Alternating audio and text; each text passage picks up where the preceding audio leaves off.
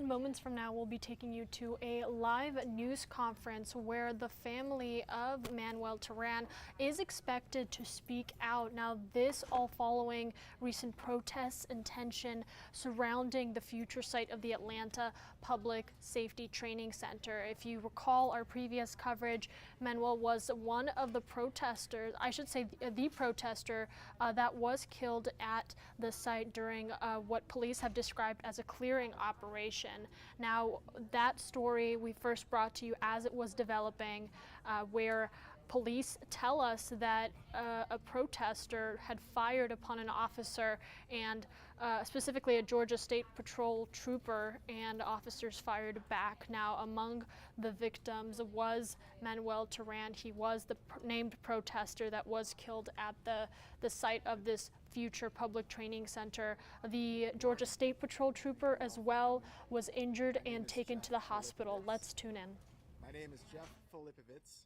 I'm an attorney representing the family of Manuel Teran. We are here today because 19 days ago, Manuel Teran was killed by police officers clearing the forest of protesters. We know very little about what happened on that day, and Manuel's family is here seeking answers. We don't know what caused officers to shoot Manuel over 13 times. But we cannot ignore the context of Manuel's death. We have heard the phrase outside agitator used to describe protesters. It's a phrase that has been used since the civil rights movement. And it's a phrase our elected leaders have used. But now we have a new phrase, domestic terrorist. Before and after Manuel's death, law enforcement arrested peaceful protesters and charged them with domestic terrorism. What is a domestic terrorist according to our leadership? I will give you examples. These are from the arrest warrants that were taken out charging individuals with domestic terrorism. Occupying a treehouse while wearing a gas mask and camouflage clothing. Domestic terrorist. Arrested while sleeping in a hammock with another defendant. Said accused is also a known member of a prison abolitionist movement. Domestic terrorist. These are from affidavits, from arrest warrant applications. We have samples that we will hand out to you later. Criminally trespassing on posted land, occupying a treehouse and refusing to climb down, resulting in an over 12-hour standoff. Domestic terrorist. We used to call that a sit-in protest. Now it's terrorism. I could go on. I'll give you one more. Arrested while occupying a hammock adjacent to other defendants. Also present on the property during the shooting of a state trooper by an activist. Domestic terrorist for being present. Where does that end? Is anyone who is at a protest liable for everything that happens at a protest now? Are these all domestic terrorists? Is this a law that anyone wants? Is this a rule anyone wants, no matter what side of any political issue you are on? This is untenable. That is the context surrounding Manuel's death. And that is why the family needs answers. So far, we have selected information released from the GBI. They are not answering questions. They are not providing the family with any information to understand what happened in the forest on January 18th. We are here with Manuel's family, Manuel's father, mother, and brother. Will make brief statements to you all because Manuel is not a domestic terrorist. Manuel is a person. Manuel is a kind and was known widely as a compassionate person. I think when you meet the family, you will see where that compassion comes from. Whatever happened in the forest, this family deserves to know. The public deserves to know. Right now, demonstrators are scared to come forward. People who were in that forest on that day are scared to speak to us. And for good reason. They have been threatened. These terrorism charges are meant to send a message, and the message is clear. If you stand in our way, we will take you out of our way. We will not tolerate this dissent. There are plenty of other criminal laws that can be used if anyone has broken a law. There are plenty of crimes that can be charged against any individual who engages in acts of violence. No one condones that. But we cannot ignore this enforcement environment that is starting here in Atlanta and that one day will be used against other groups, maybe your group, maybe someone on the opposite end of the spectrum. This is not what we want, and this is not something that encourages a family, a grieving family, to trust what they are being told. In addition to the family, we'll also have my partner Brian Spears speak about our efforts to communicate with the Georgia Bureau of Investigation. Jerry Weber is here from the Southern Center for Human Rights. Jerry is a constitutional law scholar and will answer questions and make a brief statement, as well as Kamal Franklin from Community Movement Builders, who will speak to the political mobilization efforts against the construction of Cop City. With that, I will introduce you to Manuel's mother. Could you please say your name and spell it for everybody? Spell it? Yeah, for the... Yeah. My name is Belkis Teran. B-E-L-K-I-S. Teran. I am the mother of Manuel Esteban Páez Teran, from whom we are here. The name of Manuel, that comes from Emmanuel, means God with us. Esteban means victorious. Manuel was born in Maracaibo, Venezuela, on April 23, 1996. Therefore, Manuel is a Venezuelan, Maracucho from Maracaibo. Manuel graduated magna cum laude from Florida State University with the Bachelor of Science Psychology with an associate degree in sociology. Then began his studies in Panama in an integrated program for 2 years in Panama and 2 years in Florida. While in Panama, their participation in the university led there to be an adjunct student of a biology professor, and they taught when the professor asked to do it as part of his duties. Then also founded and were president of the environmental club that is still operating. As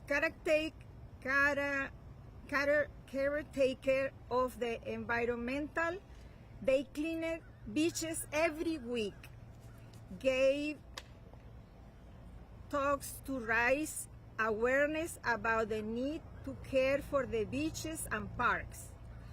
Manuel was very active in recycling and participated in many activities in the park on weekends with programs for children, adults, and the elderly. We are horrified by all that has happened to Manuel. I never thought that taking care of a park would be a dangerous thing. It would be so dangerous. There are many hidden things, and killing a person who was sleeping in the forest does not make sense to me. Killing a person who was sleeping in the forest does not make sense to me. We are living a horror. It is a social shame that this happened. For me, this unfortunate event shows the decomposition that is in the society. On the other hand, as a family, we are also amazed and grateful for so much love, support, and solidarity that we have received. Manuel worked actively for many years in projects that benefit different communities. During their time as a university student, they developed their organization capacity for a different humanity cause.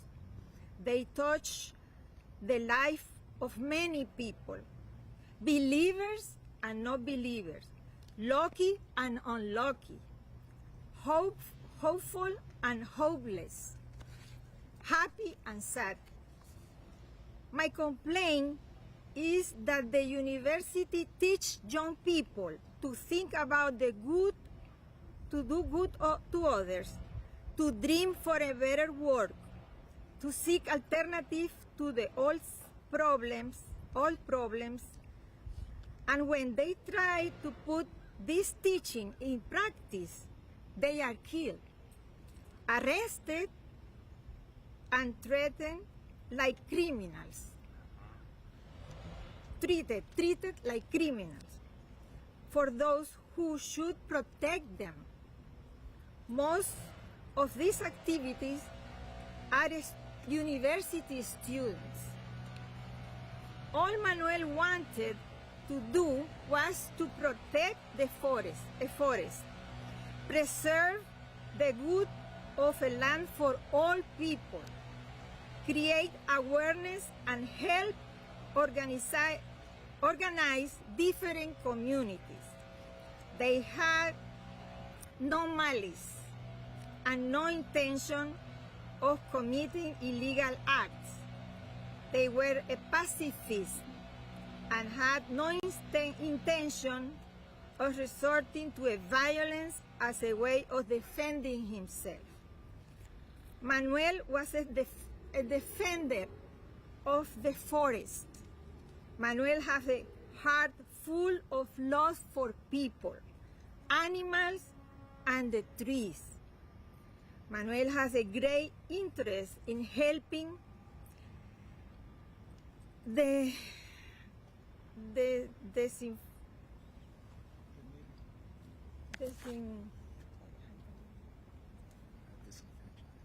disenfranchised, the voiceless, those unable to defend themselves. Manuel cared and loved a lot of group of people who are rejected for being different. All human beings were important for them. They were worthy of love, consideration, and solidarity. He tried to solve and mitigate their pain by meeting their needs. Manuel worked with social networks to create awareness by presenting the needs and asking for a financial support. And people respond to their call as much as possible.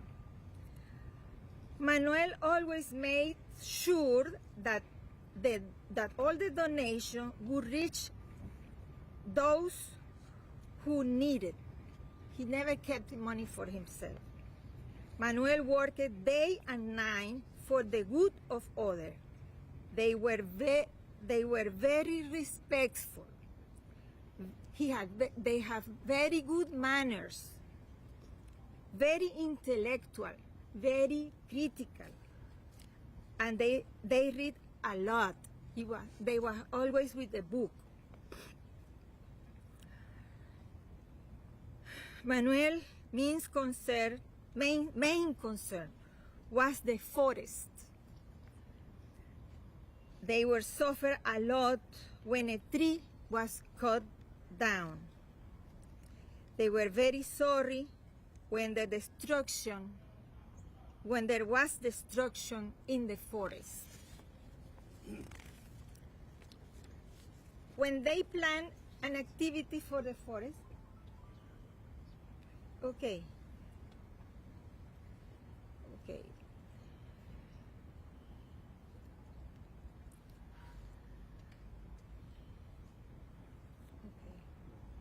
We have to cry, hug each other, and process our pain, and leave the job of defending the legal part of the lawyer to the lawyers. We will work as a team, but each other on their own. We ask, and I ask the authority to allow us to honor Manuel. We want to hold vigil and private and public events to honor him, their work. As a mother, I am very, very sad, and I will not be able to see any more Manuel, touch him, hug, dare him, feel, smell, hear his voice. But we will keep them in our hearts. I wish Manuel to continue on his ways in the love of God. May God bless him. We pray for our peace.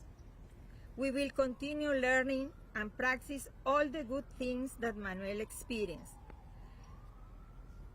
I am very sorry that there are no more people like them. We are going to honor Manuel by doing good things. We don't like destroy anything. We like to build and to heal. We like to heal the community, and I'm here for that, to heal the people, embrace the people, I love the people. That's why I am here. Thank you.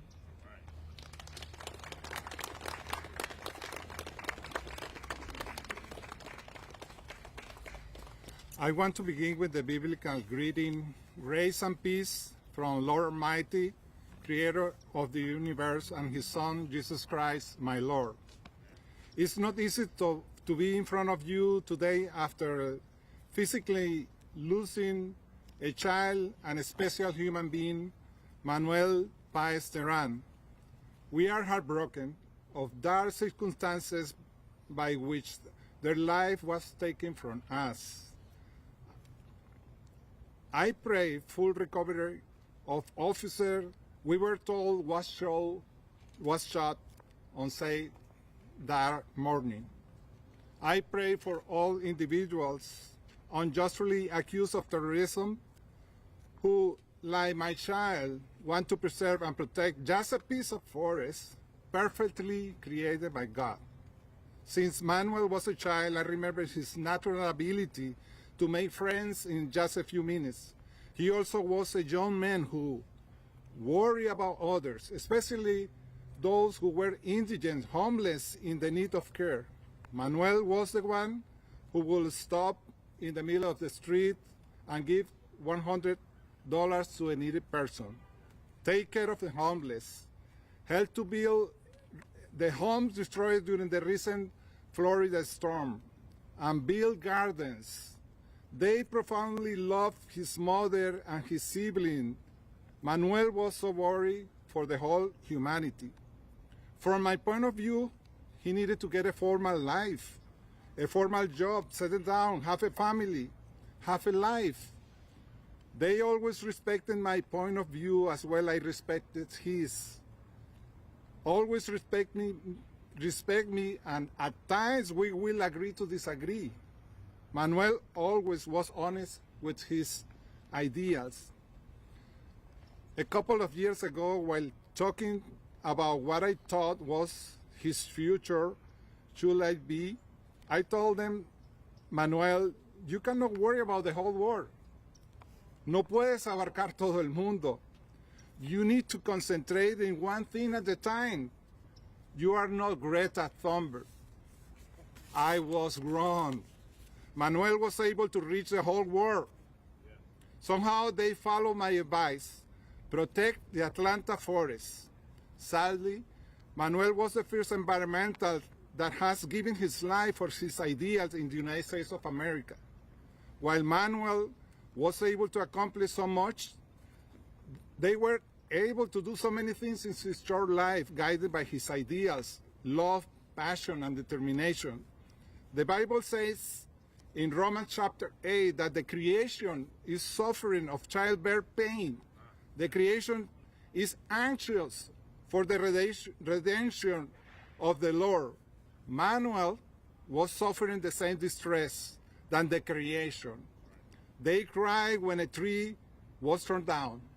Manuel was happy looking how a recent planted tree was little by little growing, like a parent happy to see how their children are growing. Manuel was easygoing and caring. They grew up with the teaching of love to our neighbors, forgiveness, and reconciliation. We are certain that Manuel will live forever with all of us and those around the world that are meeting him since January 18. Manuel left us a legacy. I will repeat what his mother suggested. If you care about his legacy in any part of the United States or the world that you are listening to this message, please plant a tree in memory of Manuel Esteban Páez Teran.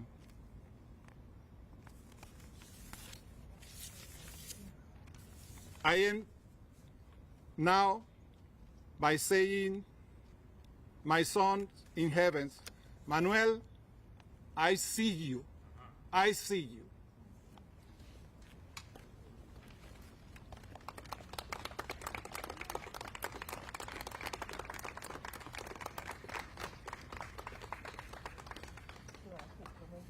Absolute honesty, trustworthiness, and reliability in nuclear power plant training, qualification, operations, and maintenance, demonstrating moral courage to accept responsibility for one's actions, placing responsibility to the nation and Navy ahead of loyalty to individuals.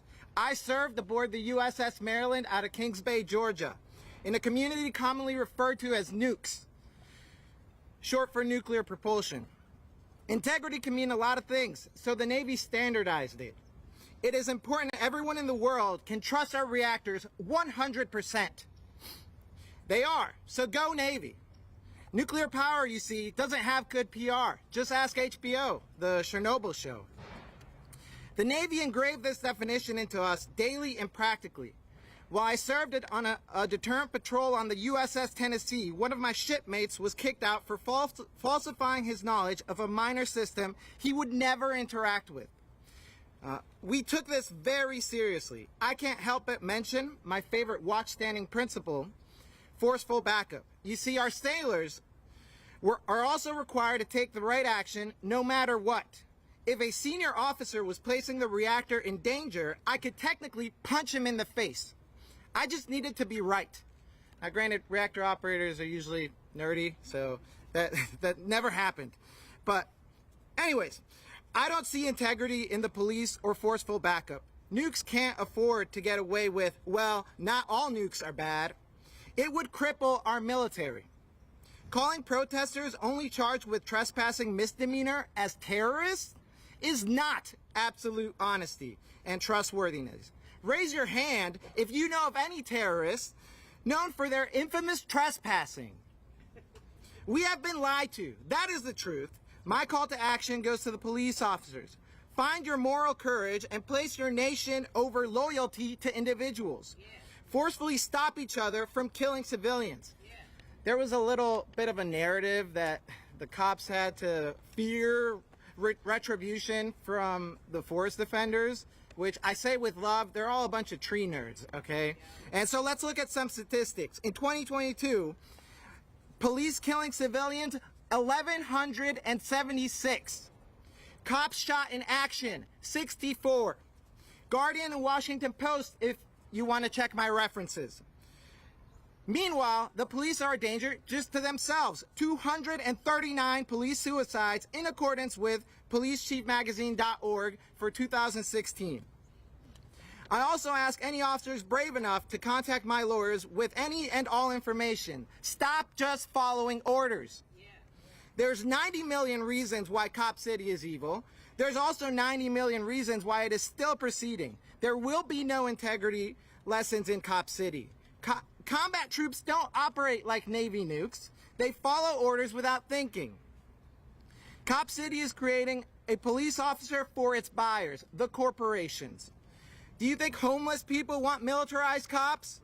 I know my submarine brother, killed by a murder-suicide public shooting in Wisconsin, so not my sibling, could not have been saved even if SEAL Team 6 was defending that area. Cop City is worth $90 million because it is a facility that will train the police to protect the corporations that fund it. It will allow our governments to abandon us because the donors will be happy with their new protection. I am in so much pain missing my best friend. I kind of have social anxiety. I know I was a little hyped up, but I don't really have many friends, and I was fine with just Manny. Even though I had to share Manny to their cause, I loved him. I loved them so much, and now my family is being put through this.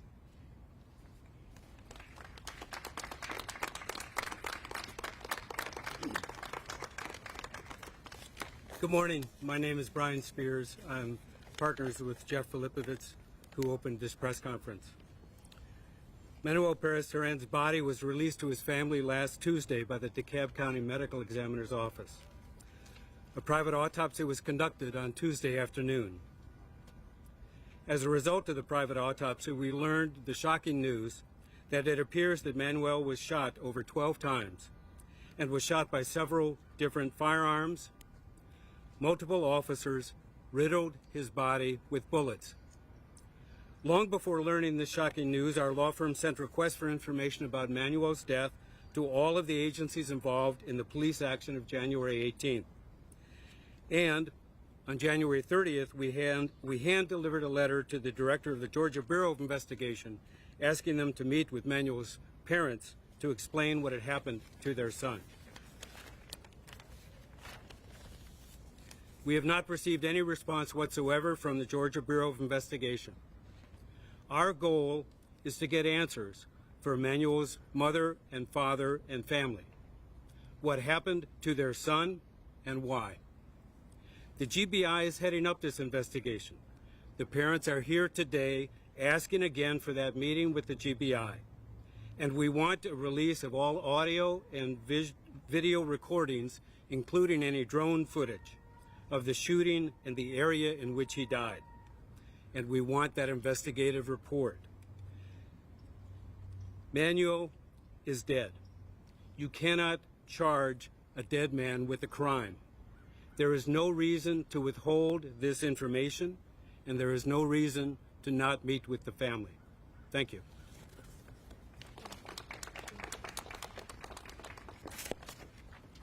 Good morning. My name is Jerry Weber, and I'm Senior Counsel for the Southern Center for Human Rights. We are here in support of Mr. Teran's family, their desire, their need, and their right for answers.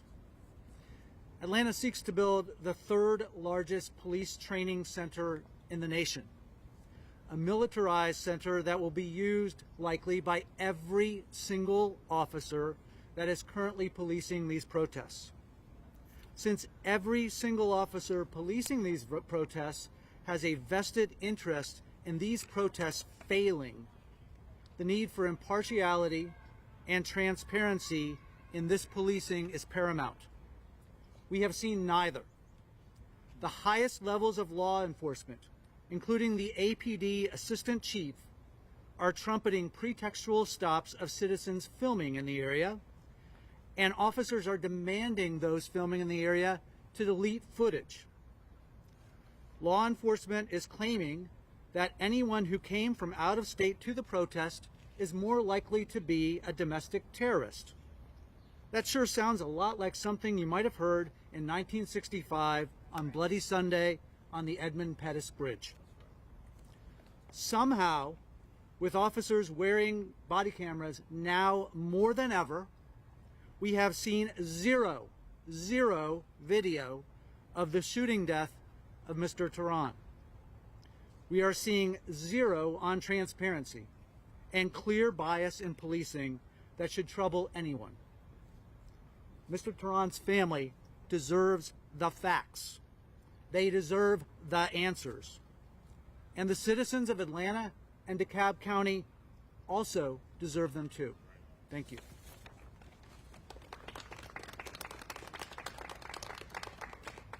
My name is Kamal Franklin, K-A-M-A-U, Franklin, F-R-A-N-K-L-I-N. We're here today. I represent the organization Community Movement Builders to stand with the family about this tragedy. So I really offer my heartfelt condolences to you and yours. Manuel Tortuguita was killed, shot over 12 times. Shot so many times, we can't even say exactly how many times he was shot. It was death by firing squad. It was a murder. We feel that Andre Dickens has blood on his hands. Governor Kemp has blood on his hands. The Atlanta Police Department has blood on their hands. The troopers who shot there have blood on their hands. We find it incredibly, not even difficult to believe, impossible to believe, that the Atlanta Police Department, the DeKalb Police Department, the Georgia Bureau of Investigation, state troopers, SWAT teams, some even say FBI were in there, that no one had a body cam on. No one had any imagery whatsoever of the killing of this young person. That means it was a setup. The Atlanta Police Department is required to have their body cams on. But yet they forgot doing a killing spree or doing a shooting of 13, 14 bullets. It is impossible to believe the narrative of the police, not just in this case, but in case after case across the country, what brought people out into the forest, into the streets, to demonstrate against Cop City has been the police murders. Right. Over and over and over again across this country of black and brown people in particular. What brought people out into the streets has been the lies told by the police in their reports about how these killings took place, only to find out later that they were lying. Only to find out later there was videotape, there was body cameras, there were people filming on their phones that shows that they were lying. These demonstrations since the very beginning were criminalized by the Atlanta Police Department and by the mayor's office. Since the very beginning there were arrests made by people walking and doing what you would call peaceful protest in the street, demonstrating on sidewalks. Those protests broken up, over 17, 18 people arrested. No one reports it as violence by the police. Protesters thrown on the ground, pepper sprayed, harassed. It was the logical conclusion that they would wind up killing somebody because the tactics that they employed since the very beginning have been violent against protesters. We know that Cop City is just a place where they're going to train not only Georgia police officers, but officers around the country. 43% are going to be trained, or the training happening is going to be of officers from outside of Georgia. They don't call those folks outside agitators.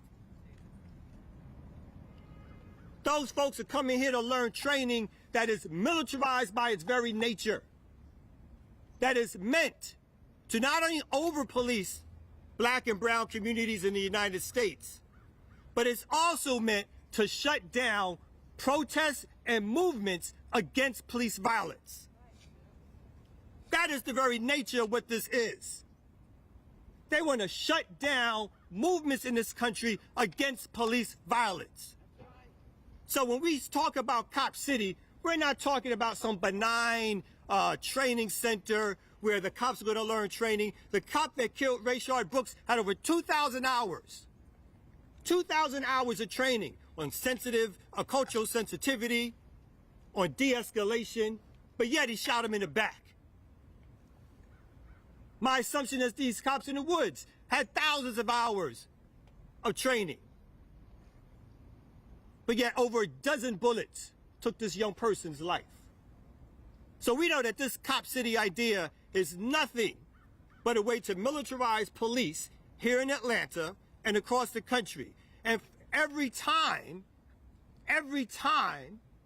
they bring up the idea of cop city, there's going to be protesters, there's going to be organizing, there's going to be agitators, there's going to be forest defenders, because we will do what we can to protect our communities to stop cop city from happening. Thank you very much.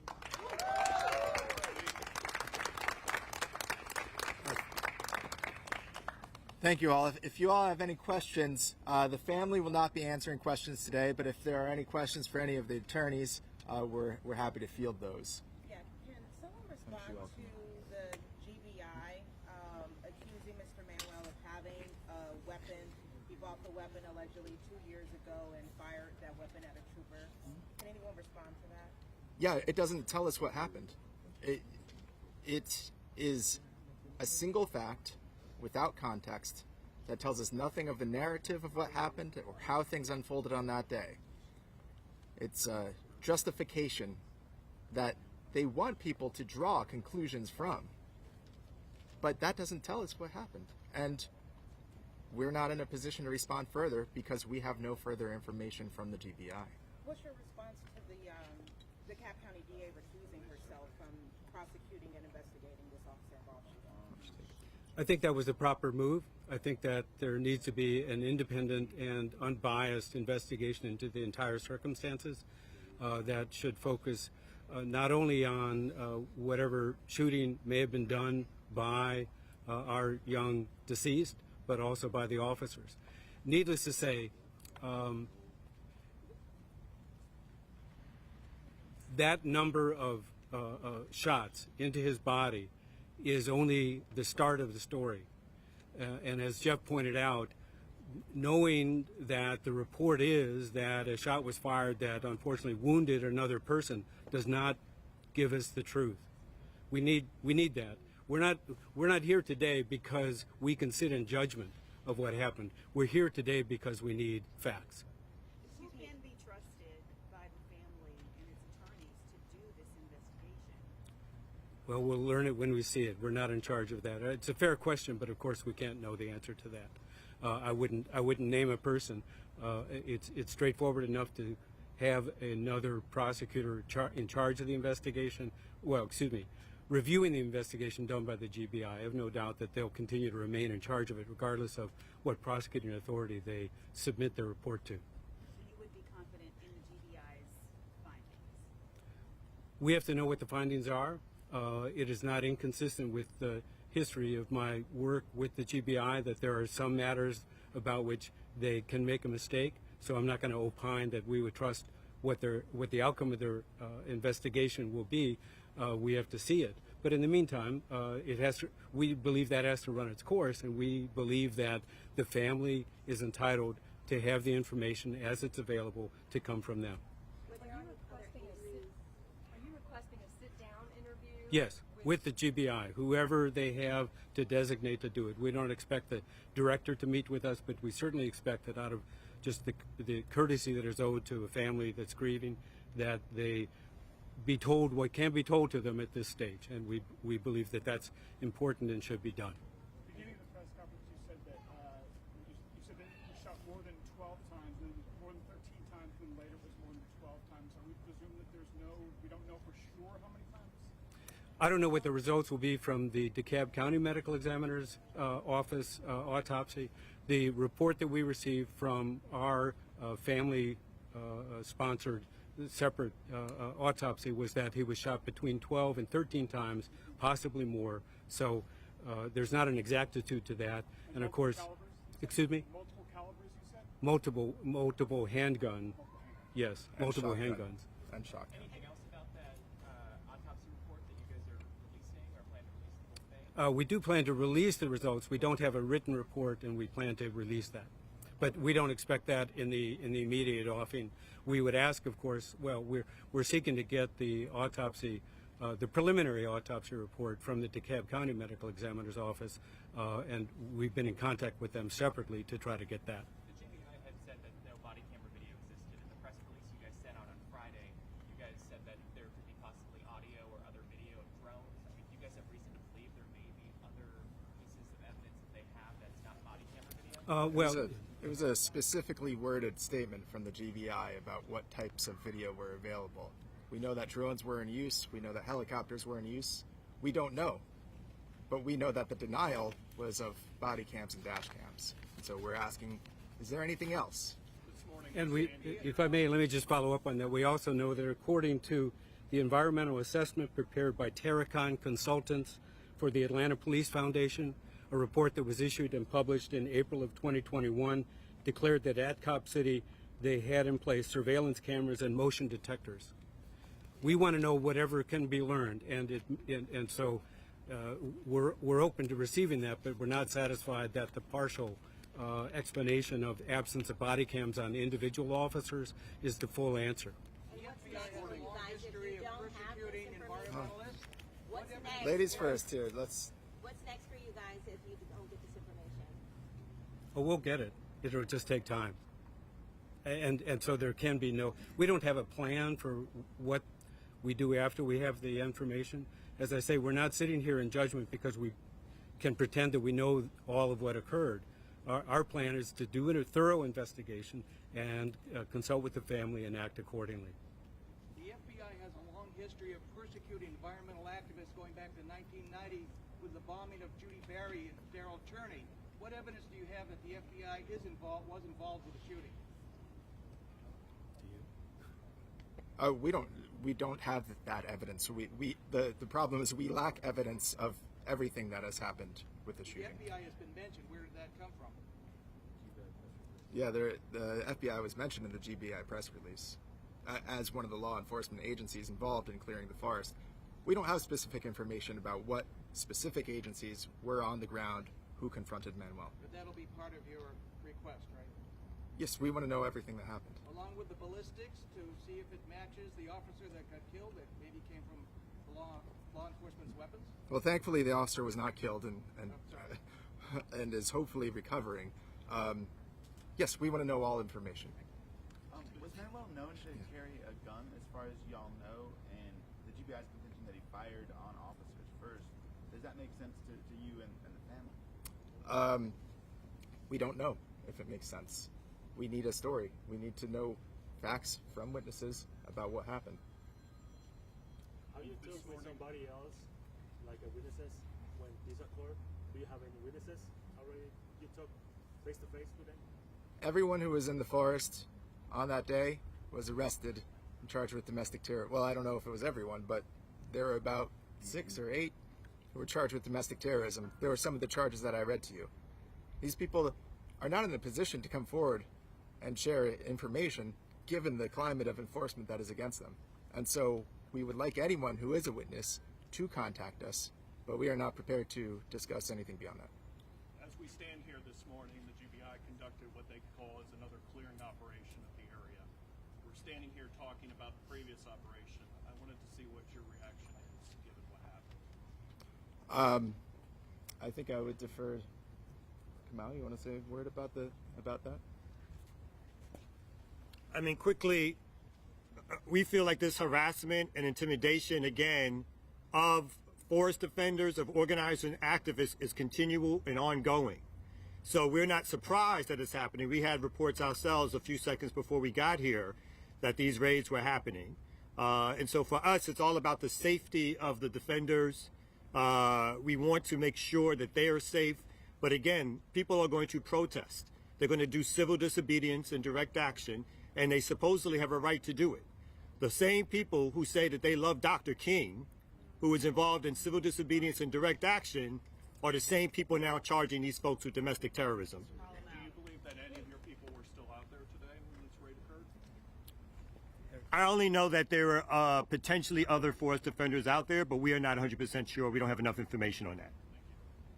All right, folks, this has been a trying morning for the family, so we'd like to wrap it up. We can do one more question. Can you give us the name of the independent doctor autopsy? Not at this time. We want to respect that doctor's privacy for the time being, and the complete autopsy report is still in progress. Can we get the name and spelling of the two gentlemen who spoke, please? Yeah, you want to, Yoel, name and spelling. Joel, Joel, last name P as in Peter, A, E, and Z as in zebra. Daniel. My name's Daniel. My sibling and I share every other name except I don't use the second last name, so it's actually not Mr. or Teran for my sibling. It's Pius Teran. I'm American, so I don't go by Venezuelan tradition. So that's Daniel Paez. All right.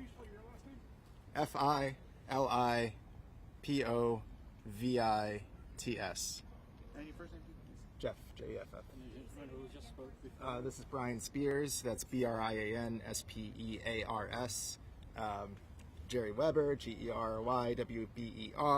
And Kamau Franklin, K-A-M-A-U. F-R-A-N-K-L-I-N. There we go. Thank you. All right, thank you all very much for coming. I'm sorry? Filippovits. Yes. Thank you all.